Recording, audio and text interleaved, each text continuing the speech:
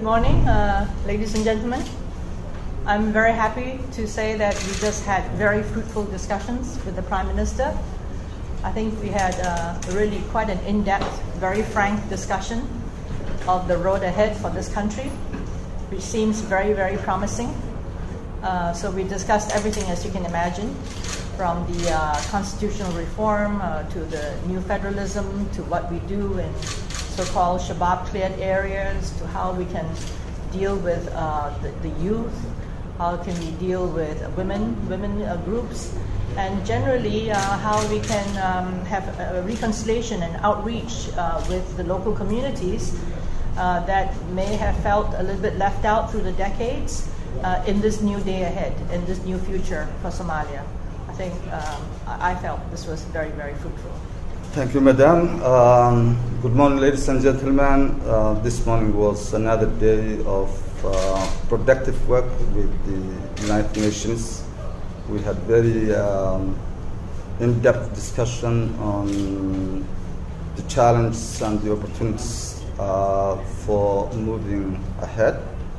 The major things we discussed include reconciliation processes, moving Vision 2016 forward, which we are already engaging in, and the stabilization of the liberated areas.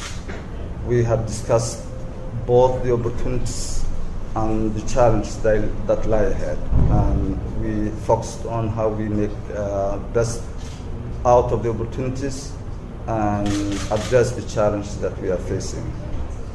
We are very pleased with the support we are getting from the United Nations, and we are very pleased to announce that this morning Madam Judy made another pledge for more support and for broader support to the process, to the ongoing processes. Thank you very much. Bismillahirrahmanirrahim. Assalamu alaikum wa rahmatullahi wa barakatuh.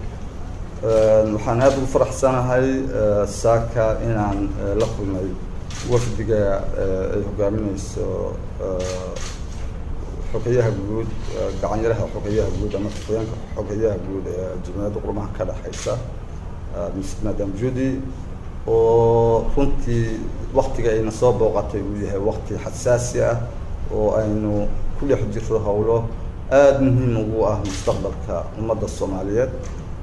Sidaad la socotaan waxaynu ku jiraa inaynu dib u xoreyno goobo badan oo cadowga al-shabaab uu haysto, xoreynta kadibna inaynu xasilino oo aynu sugno nabadda oo aynu nolosha dadkana horumarino. Waxaa kaloo aynu ku jiraa innaga oo bilownay runtii waxa aan u naqaano Vision 2016 ee ah in dib loo habeeyo dastuurka, in nidaamkii federaalka ahaa dalka la hormariyo oo la dhiso, iyo in aynu gaaro doorashooyin dhaca 2016. Arrimahaas dib u xoreynta, xasilinta iyo arrimaha siyaasadeed aynu gelayno ayaynu ka wada hadalnay saakayto. Waxaanu isla eegnay fursadaha aynu haysano iyo caqabadaha hor yaalla. Waxaana isla meel dhignay inaanu fursadaha ka faa'iideysano, si buuxda isaga kaashano howlaha sidii loo dardargelin lahaa. aad baan ugu faraxsanahay safarkeeda. Waxaanan u mahadcelinayaa wakiilka Jamhuriyadda Qurumaha ka dhaxaysa Nick oo runtii howl weyn nala qabtay, howl weyn nala hayo. Waa mahadsantiin. Assalamu alaikum. Suwa wanaagsan nabad ayano. I'm very pleased to be here with Judy, the Assistant Secretary General from New York. Her job is to support Somalia in peace building, and I'm very pleased that we are funding the progress Somalia is making. Somalia is making progress, security is making progress, the economy is making progress, and politically the country is making progress.